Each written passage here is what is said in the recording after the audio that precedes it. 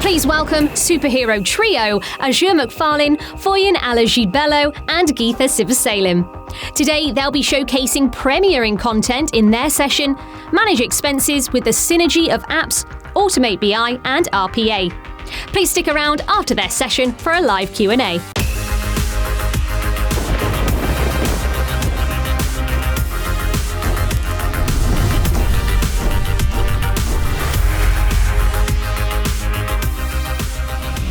Good morning, good afternoon, good evening, and welcome to DynamicsCon. We hope you all have been having a great time today. I want to thank DynamicsCon so much for inviting me, my friend Geetha, and my friend Foyin back to the conference. And today we're going to be talking to you about the synergy between apps, Automate, Power BI, and RPA when it comes to managing expenses. So we're giving you today an end-to-end tour of what it would look like to build a business process, including all bits of Power Platform in this respect. To start off, my name is Azure McFarlane. I am a Microsoft Business Applications MVP, and I'm a senior consultant at Hitachi Solutions. My specialties are Power Platform with M365. My hobbies include running, cooking, and attempting to watch TV when I'm not automating things. In my community work, I serve as head of global partnerships and growth for textilers, which I work with Foyin. And I'm also a teacher at Power Platform School and Tech Fluent.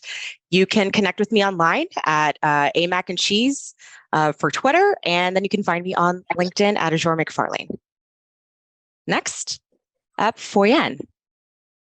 Thank you, Azure. Hello, everyone. Thank you so much for joining our session.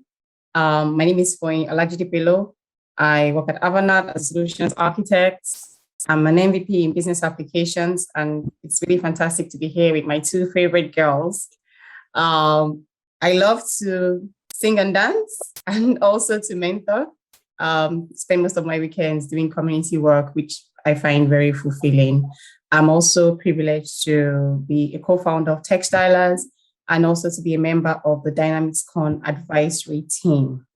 So if you want to connect with me, that's my LinkedIn handle and my Twitter at Foyin. Happy to chat more about the Power Platform. Pass it to Geetha now. Thanks, Foyin. I am Geetha Sivasailam, and I'm a Power Platform lead and solutions architect at Artist Consulting, based out of Dallas, Texas. I am a Power addict, an enthusiast of all things Azure, Power Platform, M365, AI, and analytics. I love traveling, cooking, and coaching. I'm also the co-founder of the Dallas-Fort Worth Power Platform user group. You can follow me on Twitter and also connect with me on LinkedIn. I often try to share my trials and tribulations with the platform, and today I am super excited to be presenting the session with my lovely partners in crime, Foyin and Azure. And I hope you all are having a great time watching and learning from all the sessions at DynamicsCon virtual so far. All right. Now, before we get started or doing a deep dive into our session, talking about the synergy of how apps automate, Power BI, and AI can help, let's take a step back and take a look at the Power Platform ecosystem in general. Now, if you're someone who has used the platform or has been using the Microsoft tools and services, these icons are probably very familiar to you. This is the Power Platform ecosystem. You are able to empower everyone at your organization with an intuitive, collaborative, and extensive platform for low-code tools that make it very easy to create efficient and flexible solutions. It's highly scalable with built-in security, right? It can run on a global and enterprise-grade Microsoft Cloud services. Your business, IT, and dev teams can all collaborate using these tool sets. First up, you have your Power Apps icon there. So you're able to build your custom apps for web, mobile, and tablet interfaces to capture user input for your data enrichment. And then you have your Power Automate icon, the blue icon there, which you can use to build new workflows to streamline and secure and scale your operations with your data services in the backend.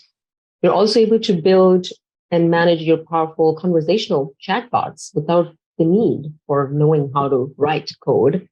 And then you have Microsoft Power Pages, which is a secure, enterprise-grade, low-code software as a service platform that helps you create, host, and administer modern-looking, external-facing business websites. And then lastly, you have the Power BI icon that lets you create visualizations and dashboards using the tools to go from insights to actions. And then at the bottom there, you do see an icon for AI Builder. And that is what we're going to talk about today and how we can incorporate that into automating and processing any documents that you have coming in on a digital basis. So we're going to be covering Power Apps, Power BI, Power Automate, and AI Builder for our session today. And I can't wait for you all to see what we have in store. All right, so let's get started with the business process that we find is a little bit of a problem. So we've got James's manager, and we've got Julie. So 3 people who are involved in this process. It could be James and other employees. So we're managing some business expenses. James is going to send an email of his travel expense to his manager for approval. James's manager is going to receive the email and approve it. And approve it might just mean replying back to it and saying approved. James is then going to forward his email to Julie, who's the finance officer, to the finance emailing group. And then Julie's going to manually enter this data into an on-premise system that they have for finances. And then Julie's also going to manually transcribe this into an Excel sheet. So the business process like this might be kind of similar at your organization, where it's a lot of back and forth between email, and you have some manual tracking to do. But we want to see some things that might be a little pain pointy with this process. So we have lots of pain points with this process. I know the flow chart looks really small, but we can see that with every action there's a human intervention required, which gives us loads of headache. Like first of all, is that the expense owner, that's James in this case, needs to hold on to the receipts, right? So I'm James. I have my expense. I've taken the picture of it with my phone and I've sent it to my manager by email, but I can't let go of that receipt just yet because of so many reasons, which we're going to talk about as we go along, looking at the pain points. Mental reminder for the managers. So James has sent his manager his approval, his expense, and he's waiting on the manager to approve. But the manager has, 50 plus other emails that she needs to attend to. And then James comes 2 days later to say, oh, hello, my manager, have you approved my expense? And she's like, oh, what expense is that? And he's like, I sent an email 2 days ago. And then the manager needs to remember that, oh, James sent me an email and I need to approve his expense.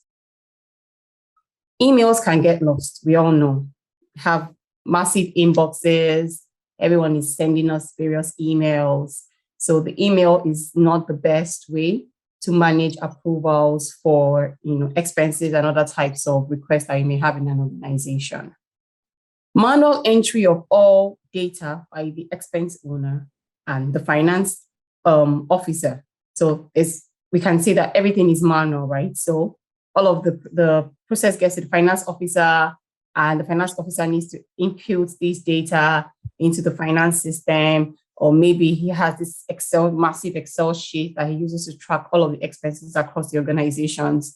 So all of that data needs to be manually entered into the Excel sheet or into the finance application, because there's no way to automatically grab the data from the email and also from the attachments into the system.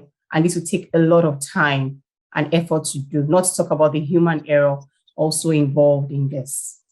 So more pain points with this process. Lack of visibility into the expense data. Say, for example, James wanted to know what has my expense looked like, in the past 1 month. There's, from this current process that Azure has just described, there's certainly no way James can know that. Yes, maybe if he goes through his flood of emails one after the other, he can figure that out manually, right? The James manager has no way of tracking the expenses across the departments. Say, oh, how much have we spent in my department on food, on travel in this quarter, right? There is no way of having visibility into that data. And the same thing goes on to the finance officer, right? Because it's all very, very manual. Have more pain points? Yes, more pain points. No central repository to view the receipts. So we have no central repository where all of these receipts are being stored. So give an example, someone comes to audit the finance team and says, oh, why is somebody buying a burger for $500 and this was approved? Can we see a proof of this expense? What would the finance officer would then have to go through the emails And bless his soul, if that expense was 2 years ago, we'd have to go through all of his emails back to 2 years to find the receipt sent by James for a burger bought for $500. That's a bit extreme though.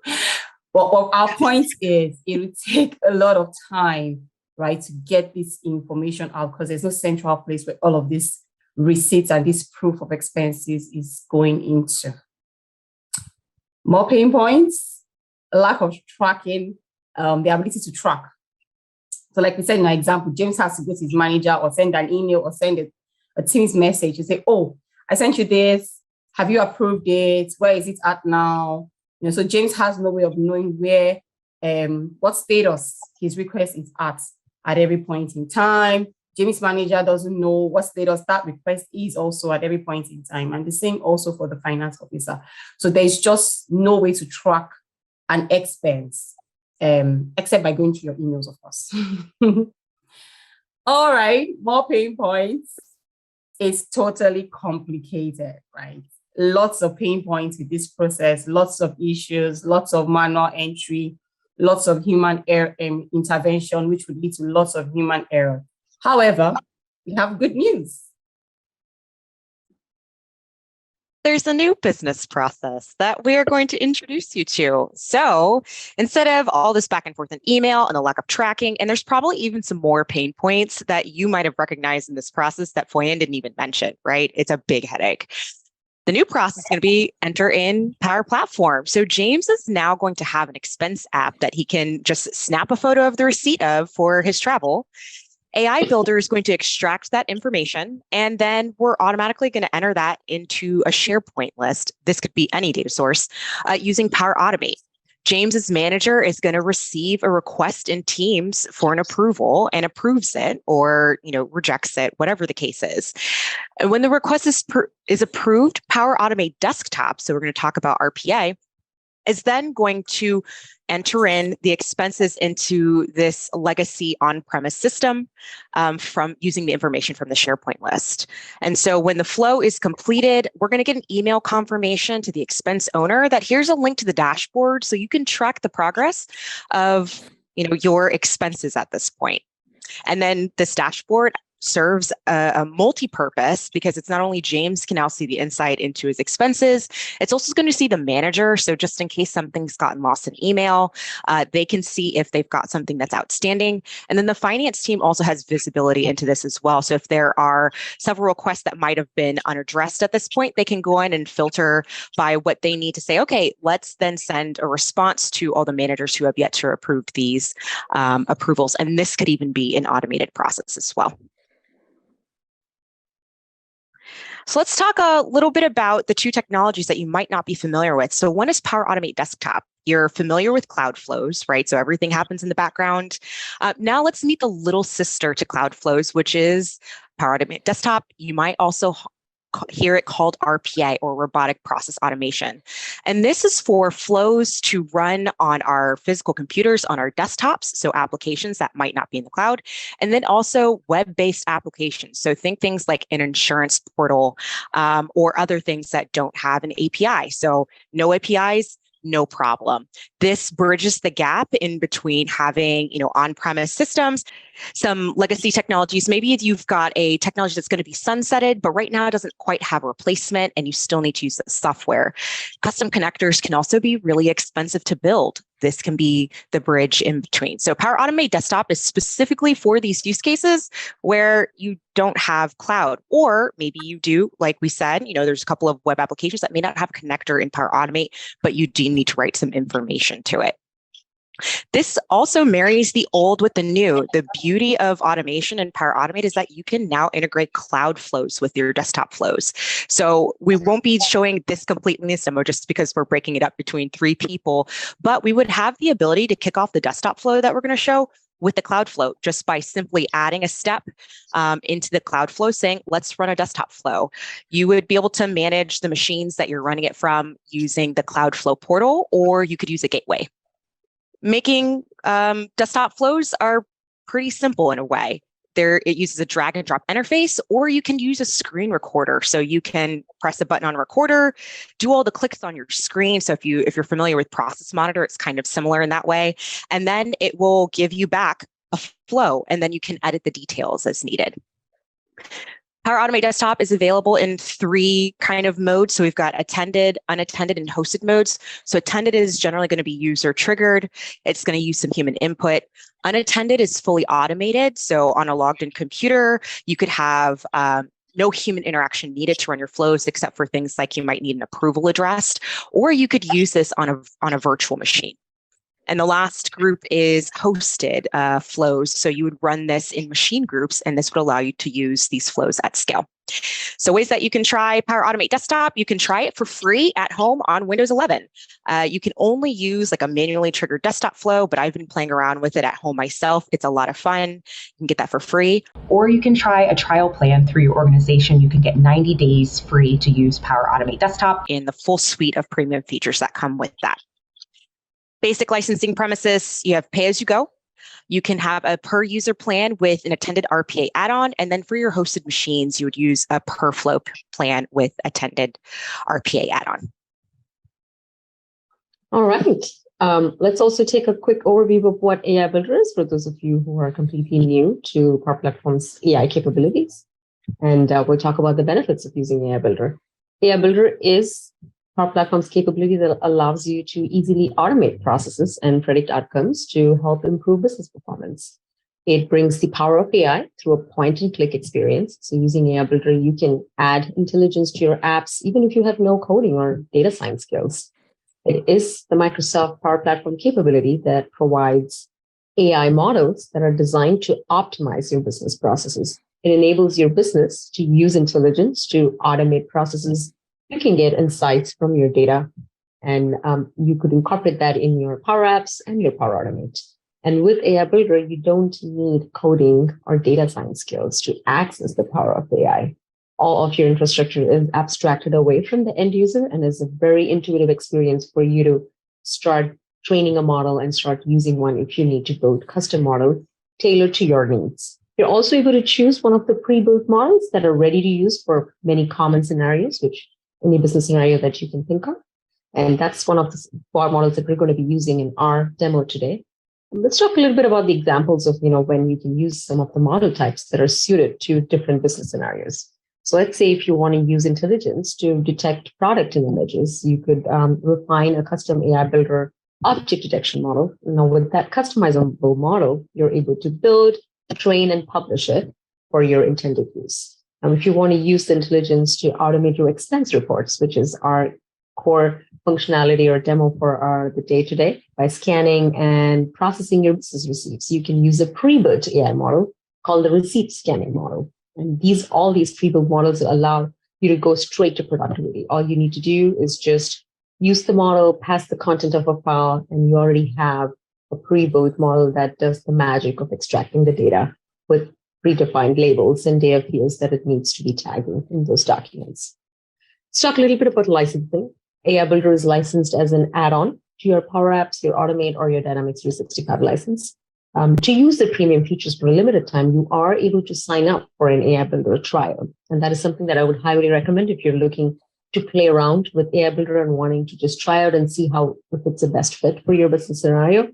You could always sign up for a developer tenant or a community plan where you get your own environment where you can play with premium features for sandbox purposes. And then once you have a good feel for how this technology works, you're able to start reusing those models and also set that up in your production or in your dev environments. You do have an AI Builder calculator that you can use to help estimate your add-on capacity. And so you can know how much of that estimated consumption are you going to be paying for upfront. I'm going to hand it over to Foyin so she can walk us through our demo.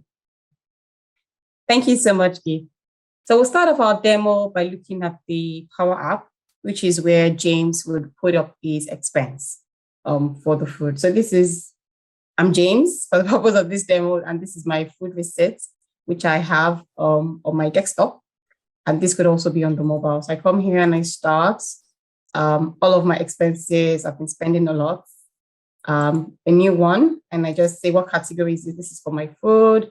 I come here to attach my receipts, and then I can save this.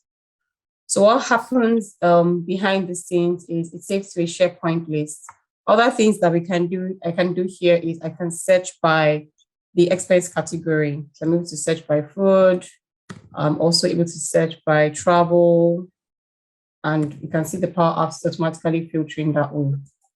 So we have the SharePoint list where my item has gone into. So you can see the ID of 50, that's me. And I have submitted my expense for food.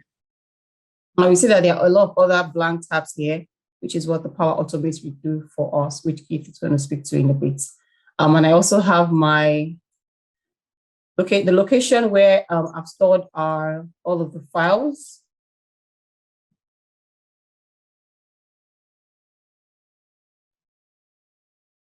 Here, as we can see, we have a central repository to store all of the files here.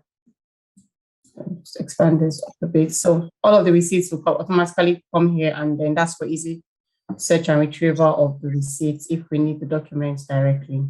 All right, that said, I'll show us a bit of the backend for my application. So this is the app. A simple 3-screen app was built from the source, which is SharePoint in this case. And the default screens that we get, browse, details, and the edit screen. And all that we did was we put a home screen on that with a button. And then some additional things that was done here is around the filtering. So when you build this, it filters with the title by default. But what we've done is we put in the expense category .value, which enables me to search my application by the expense category, which you just saw. And I can also decide to say, you know what, I want to search this by the status. Here, and then when I play this, I can just set by submitted or by rejected in that manner. And there are a lot of other things that you can do to modify your app based on your needs and your requirements. But the 3-screen app just gives you a quick start. There's a little delegation icon here. So behind the scenes, you can come into your setting and raise up the items to about 2,000, which I've done here. And that's because we're using a SharePoint list. So our items are not that many, so we're fine. All right, so this just shows how you can do this very quickly in a very easy manner. And I'll pass it on to Geetha now to show us how Power Automate helps us further here. Thank you, Foyin. And one of the pain points that Foyin talked about was having a central repository to view receipts.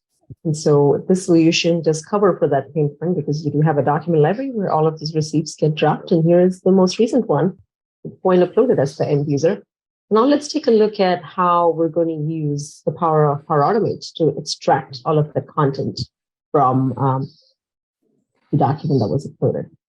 So here's our flow. We call this extract receipt data. This is the cloud flow that gets triggered whenever it sees a new receipt getting uploaded onto the SharePoint site. So that's how we have our trigger point configured. It's looking for that document library to look for the new receipt. And then it will capture the file properties so it can provide that content into the AI Builder action. Now, here is the AI Builder action that we're using. This is the receipt processing model. And this is a readily available connector. Once you create the connector, you're able to go wire that up by passing in the content of that receipt. And all it requires is just that one property to be configured. Once you have that, it already has all of the wiring up in the model behind the scenes to extract all of the individual metadata that you would need. And so we are going to use the output of that action in the steps that we're going to see next.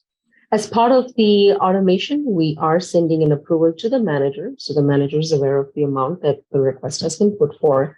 And once they approve it, we will be capturing that approval and updating the status of that item. Now, we're using the Office 365 users connection to be able to get the manager information for the user who created that receipt or uploaded the receipt in the first place. And then we are wanting to drop in all of that content from the AI Builder action to populate the values that were extracted with that model, the pre-built model, which would be the receipt scanning model. And then you can see here that as part of the AI Builder action, which is the extraction of the information from receipts, there are a bunch of properties that we have available, like the merchant name, the merchant address, we have the transaction date, information about the total, subtotal, tax and tip. And so we're capturing all of that that's required for us to maintain the metadata from those receipts. And once that's done, we are posting an adaptive card to Teams. So as a flowbot, so that the manager can receive a message and they can choose to approve or reject the request. And the way you do that is in the format of a JSON object that you would want to pass in with the properties that you have. And we're also plugging in some of the dynamic values so we can provide context to the manager on who submitted the expense and for what amount, if they submitted it. And then you're also able to click on a link and open up the receipt to review it before they take an action. And then we do have a submit button that will capture the response. And then as part of the response output, we are using the parse JSON action which is a data operation that you have as part of our automate that simplifies how you can transform some of the JSON data into much more readable and format of usable property values that you can use. And once it is approved, we are updating the status of that item in SharePoint to be approved. And if it's rejected, it would notify the user with the rejection notice from the manager. Now let's take a look at the flow run. We already have the flow run as part of the demo because Foyin already approved the receipt as the end user. So I'm going to go over to my Teams instance, and here is the approval request. I am listed as the manager. I'm logged in with my account for Foyin's upload, and so it shows me that Foyin did submit an expense approval for this dollar amount, and I am able to click on that link to view the actual receipt. And once I'm ready to review, I can choose my choice of approval status, and I can hit submit. And once I've hit submit, now we're going to have the Power RPA bot come into play, where it is going to help us automate grabbing that data and posting it back into the backend system. I will hand it over to Azure so she can walk us through that process. Okay, so Geetha said that we're going to be learning about some Power Automate Desktop. Before we go into Power Automate Desktop, I wanted to show you the legacy system in which we're using in order to create this desktop flow. So Contoso, which everybody's familiar with, also has an invoicing app. So in this case, Julie, the finance officer, would come in here. She would open up the app. She would go to invoices. She would create a new account. She would enter in all of this information by hand. She would save it. She would exit out, and then she'd go to that Excel spreadsheet to manually enter in the information to keep this tracking. And we've eliminated all of that. So we're going to use Power Automate Desktop to now enter in the information for us. So go down here, and when you open up Power Automate Desktop, it's going to bring you to this standalone screen. Remember, it's on your desktop and not in the cloud.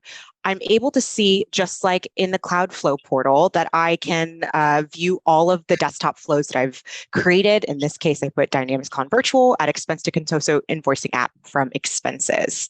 So if I open up what the flow looks like, it looks something like this. So this is the Power Automate Desktop portal. Normally where we have connectors, in Power Automate Desktop, we have different actions that we can use. So we've got everything like we would in Cloud Flows, like for each loops. We've got flow control, so we can end the flow. We can, if you've used parent and child flows, we can run subflows, so similar concept. We can open applications. We can use UI automation. So this is where we can use the recorder to extract information, take photos of things, and upload them into the flow. What I've done here is I had used the recorder, the screen recorder up here, to mimic what it would be like the clicking interactions around in the Contoso invoicing app. And so it gave me everything that I needed here. And I used the run application instead of clicking a button on my taskbar, just in case somebody else in the finance office also has the Contoso invoicing app, but it may not be in the same location on their taskbar. So rather than Power Automate Desktop having to look for a particular icon in a particular location, we can also say, go to this file on my computer and run the application from there. So we can drag and drop actions from here. We can also, just like Cloudflow, fill in things. So we've got a couple of variables that we're using, simulating that we're pulling information from the Cloudflow. So we've got the employee email, we've got the employee name, the expense amount, and the invoice ID. And then the app employee email is like contact information. Over here, we can see the different elements of what we've clicked on in the recorder, right? So previously when I used the recorder, it looks for the Contoso invoicing button, which is the little green world. Instead, we used run application. We can see what the recorder has picked up so that we can correct it if needed. We can even see that it picked up invoices, and we can rename that text input that it picks up to invoices, because normally it would say something just like text box 1. So let's demonstrate what this flow looks like. I'm going to run this and watch. Look, come on, no hands. And once I run it, it's really going to take a couple of seconds for us to be able to pull all of this information up. So what it should do is it should pull up Contoso invoicing for us. Again, no hands. It's going to click on invoices. You can see where my mouse is going to fill in all of the information. That's going to be pulled from that SharePoint list that we're using. And ta-da, we are completely done. That was it.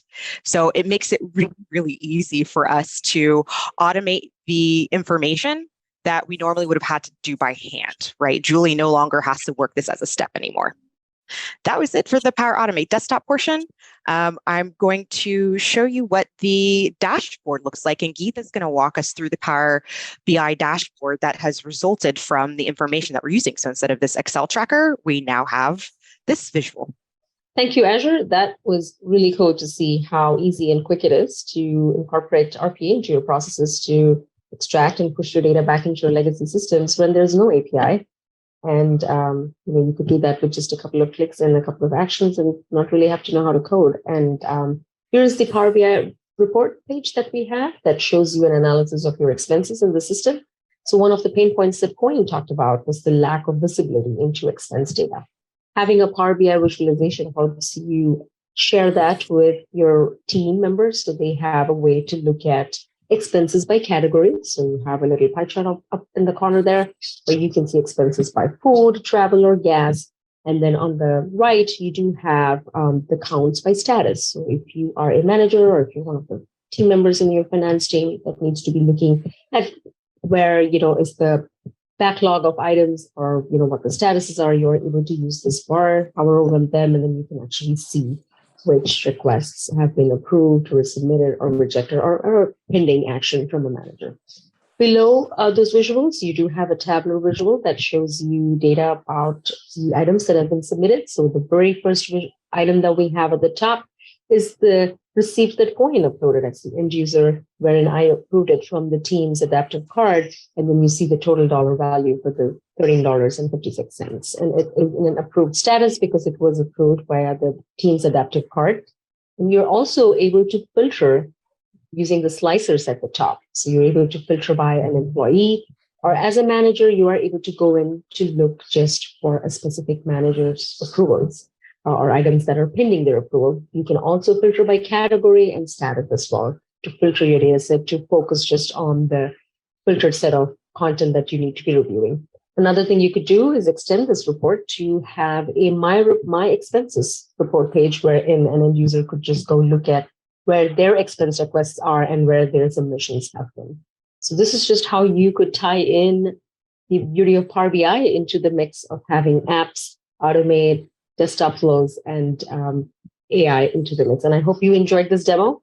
And I'm very excited to hear more about how you are all going to be using these tool sets. And I will hand it over to Foyin so she can summarize what we've seen so far. Thank you so much, Geetha. So in summary, Azure, Geetha, and I have shown you how to automate a simple expense management process. And we've shown Power Apps, a simple application, 3 screens, straight from the SharePoint list, uploading the receipts to a document library. So you have a central repository. Azure showed us the Cloudflow, which AI Builder was used to extract the data from the receipts that was uploaded. And also we use Power Automate to send the approval to the manager using the adaptive cards in Teams. and also to update all of that information into the SharePoint list. And then Azure walked us through the Power Automate desktop flow, showing how to replace the manual entry of all of this information that we have in the SharePoint list into a legacy system, which in this case was a console application. And to wrap it all up, it shows us the Power BI dashboard, which can be used to get insights. So thank you so much for listening and for joining on our session. I want to say a big thank you to DynamicsCon again for making this possible. Please feel free to drop in your questions into the chat box and we'll be happy to answer them all.